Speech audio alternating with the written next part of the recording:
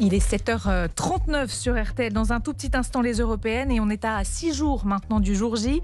On continue bien sûr de recevoir les têtes de liste. Bonjour Manon Aubry. Bonjour. Et bienvenue sur RTL, tête de liste La France Insoumise. On va bien sûr évoquer dans un instant votre programme.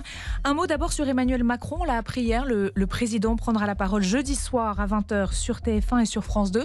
C'est gênant ou ça vous semble normal ? C'est quand même gênant. Juste avant la clôture d'une campagne pour les élections européennes, il va avoir droit au prime time de TF1 et France 2. Donc on va saisir l'Arcom pour demander à ce que son temps d'antenne soit décompté du temps de campagne de Valérie Hayet.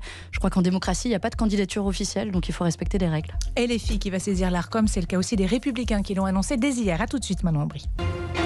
RTL 7h44, Amandine Bégaud, vous recevez ce matin la tête de liste France Insoumise aux élections européennes, Manon Aubry. Manon Aubry, nous sommes à 6 jours du scrutin. Votre liste est aujourd'hui créditée de 8% d'intention de vote. On est loin des 22% de Jean-Luc Mélenchon à la présidentielle. Est-ce que vous ne payez pas aujourd'hui les outrances de ces derniers mois, ce que certains ont appelé la bordélisation ?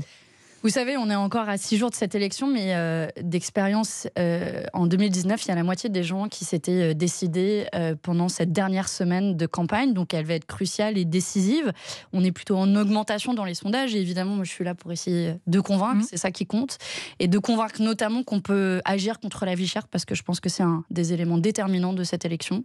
Et nous, on propose de bloquer les prix des produits de première nécessité, les pâtes, le riz, les fruits, les légumes, on est au petit-déj, le lait, qui augmente en moyenne de 20%, eh bien, c'est parce qu'il y a des entreprises agroalimentaires qui se sont littéralement gavées. Mais bloquer les prix, très concrètement, ça veut dire quoi ? On va se lever un matin et vous allez dire le litre de lait, il est pas au-dessus de 80 centimes ? Exactement. En fait, il y a un paradoxe immense, c'est que les prix, ils ont augmenté de 20%, et à l'autre bout de la chaîne, les agriculteurs n'ont pas vu leurs revenus augmenter. D'ailleurs, on a vu les mobilisations des agriculteurs reprendre à juste titre depuis ce matin. C'est parce qu'au milieu, il y a des entreprises agroalimentaires qui ont augmenté leurs marges de 70%. Donc, si vous bloquez les marges de ces entreprises, si le litre de lait est acheté à 50 centimes à un agriculteur, bien oui, vous pouvez faire en sorte qu'il soit vendu pas plus cher que 1 euro Sauf dans que votre supermarché. aujourd'hui, les prix sont libres en France. D'où vous décrétez Eh bien, c'est pour ça que nous proposons de bloquer les prix des produits de première nécessité. Ça s'est fait, ça se fait dans les Outre-mer. Ça s'est fait au moment de la crise du Covid sur le gel hydroalcoolique. Et en fait, c'est un enjeu majeur parce que si vous laissez la main libre au marché, eh bien, il se passe exactement ce qu'il y a lieu en ce moment, c'est-à-dire l'explosion des prix. Donc il y a un enjeu d'agir sur les prix, et il y a un autre enjeu qui est d'agir sur les salaires, parce que les salaires n'ont pas suivi l'explosion des prix. Et puisque on parle souvent des exemples européens, il y a un exemple que j'aime bien, c'est en Belgique, où il y a une indexation des salaires sur l'inflation. Pourquoi pour une fois on ne s'inspirerait pas de ce qui se fait de mieux en Europe et on n'harmoniserait pas vers le haut ce qu'il se fait en Europe ? Mais ça veut dire faire baisser les salaires si jamais les prix baissaient ? Mais les prix n'ont jamais baissé ces dernières années. Au mieux ou au pire, ils stagnent. Donc s'ils stagnent, les salaires stagnent. Mais si les prix augmentent, comme c'est le cas, oui, les salaires devraient suivre. Vous proposez ça au niveau français ou au niveau européen ? Au niveau européen. Au niveau européen, donc une harmonisation avec un blocage des prix sur tous les... Exactement. L'autre grand sujet de cette campagne, de votre campagne, c'est la question du Proche-Orient qui est revenu au cœur de l'actualité ici en France, avec bien sûr ces récents bombardements sur Rafah et ce bilan terrible. Je voulais vous faire réagir à Éric Dupond-Moretti, qui était ici même hier sur RTL, le garde des Sceaux. Il accuse la France insoumise de vouloir, je le cite, importer le conflit israélo-palestinien. Tout ça, dit-il, n'est pas gratuit, c'est pour obtenir le vote des musulmans. Que lui répondez-vous ? Que c'est insupportable. Dans notre pays, ce serait parce qu'on est musulman qu'on s'intéresserait et qu'on serait sensible au carnage dans la bande de Gaza. Je veux dire, à Gaza, il est mort plus de 35 000 civils. Vous avez vu les dernières images de Rafah avec des femmes et des hommes brûlés à vif, un enfant qui a été décapité, un camp de réfugiés qui est pris pour cible, et on s'y intéresserait juste parce qu'on est musulman ? Mais en fait, c'est lui, en disant ça, qui importe le conflit dans notre pays, qui essentialise une fin électoraliste, Manon Aubry. Mais sincèrement, permettez. Alors déjà, vu les coups qu'on a pris, pardon, mais si c'était électoraliste, je suis pas sûre qu'on aurait choisi cette stratégie. C'est notre humanité, c'est notre dignité qui nous commande. C'est aujourd'hui la nécessité de ne pas rester les bras croisés face probablement au plus grand carnage humanitaire que l'on ait vu de ces dernières dizaines d'années dans le monde entier. Et c'est pas un hasard si le procureur de la Cour pénale internationale a lancé un mandat d'arrêt contre les dirigeants du Hamas et contre le gouvernement de Benjamin Netanyahou, si la Cour internationale de justice a demandé l'arrêt de l'offensive. Oui, il faut un cessez-le-feu, il faut utiliser les leviers au niveau européen, que sont la suspension de l'accord d'association entre l'Union européenne et Israël et un embargo sur l'envoi d'armes. Et enfin, quand j'entends Emmanuel Macron dire que c'est pas le moment de reconnaître l'État de Palestine, mais ce sera quand le bon moment? Quand il y aura plus de population palestinienne? Quand ils auront été tous décimés par des années de nettoyage ethnique? Je crois qu'il faut revenir à la raison et que notre humanité doit nous conduire. Arrêtons-nous sur le fond. Vous demandez, on l'a bien compris, la reconnaissance d'un État de Palestine. Vous êtes favorable à une solution à 2 États? Oui. Une solution à 2 États, on est d'accord, ça supposerait que les Palestiniens reconnaissent l'État d'Israël. Bien sûr.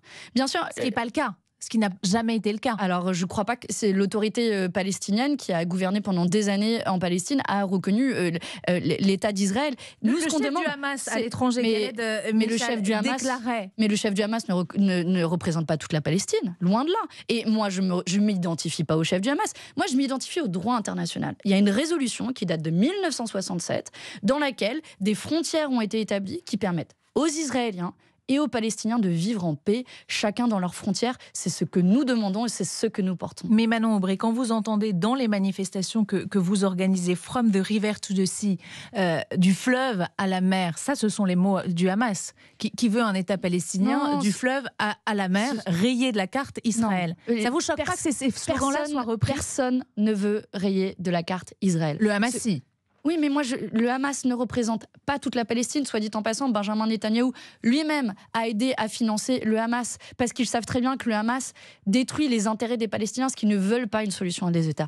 Je veux une solution à 2 États. Les Palestiniens veulent une solution à 2 États. L'autorité palestinienne veut une solution à 2 États. Le droit international veut une solution à 2 États. C'est la marche que l'on doit enfin reprendre. Et je suis très en colère contre la France qui tourne le dos à cette tradition diplomatique qui a toujours œuvré vers cette solution et qui aujourd'hui ne fait plus rien. Les manifestations en soutien à Gaza, elles vont se poursuivre? Bien sûr qu'elles vont se poursuivre. Il y en a au-delà des européennes. Je pense, c'est pas moi qui commande le mouvement. Il y en a une nouvelle qui a lieu ce samedi, et j'imagine qu'il y en aura tant que la paix ne sera pas retrouvée dans la bande de Gaza. Et j'espère le plus rapidement possible. L'enjeu de ces européennes, Manon Aubry, c'est aussi l'avenir de la gauche. Il y a une question cette question, elle va se poser dès dimanche soir. Vous allez me dire, on peut pas en discuter tant qu'on fait pas, tant que l'élection n'a pas eu lieu. Vous aurez l'occasion de me réinviter, je suis sûre. Exactement. Pour ça. Mais Jean-Luc Mélenchon l'a lui-même dit en lançant votre campagne, cette élection, c'est le premier tour des élections européennes. Des élections présidentielles, pardon, a-t-il dit. Si Raphaël Glucksmann arrive loin devant vous, on est d'accord, c'est la fin de la NUPES, ce sera terminé. Vous savez, moi j'ai toujours défendu le programme de la NUPES et je regrette que Raphaël Glucksmann ait tourné le dos à la NUPES pour refaire vivre les fantômes du passé, et notamment François Hollande. La NUPES, ça a permis d'unir la gauche, de redonner un espoir à la gauche il y a 2 ans, de créer une alternative. Vous ne répondez pas à ma question. S'il fait 13, 14, 15%, vous savez, dimanche... Yannick Jadot a fait 13% en 2019, tout le monde se souvient du score qu'il a fait à la présidentielle. Moi, ce que je veux dire, c'est qu'il faut rester fidèle au programme de la NUPES parce qu'on ne lutte pas contre l'extrême droite dans la confusion. Il nous faut de la clarté, c'est-à-dire la retraite à 60 ans, c'est-à-dire la sortie du marché européen de l'électricité qui a fait exploser les factures d'énergie. Tout ça, c'était dans ce programme que j'ai avec moi, qui est le programme de la NUPES. Et ce programme, vous savez, je continue à le défendre. Donc, vu qu'on est à la radio, je suis en train de le saisir.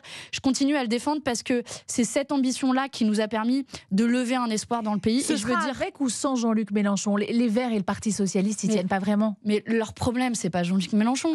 Si, c'est un problème pour certains. Enfin, je veux dire, leur problème, il est politique. On voit très bien que Raphaël Glucksmann, ce qui lui pose problème, c'est la retraite à 60 ans, c'est la sortie du marché de l'énergie, c'est le 100% d'énergie renouvelable. Et moi, je dis à des millions de gens de gauche qui ont cru à ce programme de la NUPES il y a 2 ans, je leur dis, venez nous redonner de la force en ce 9 juin pour construire la suite et construire l'après-Macron. Il y a du boulot, mais on est déterminés et je crois qu'il y a un chemin d'espoir à ouvrir. Merci beaucoup, Manon. Merci.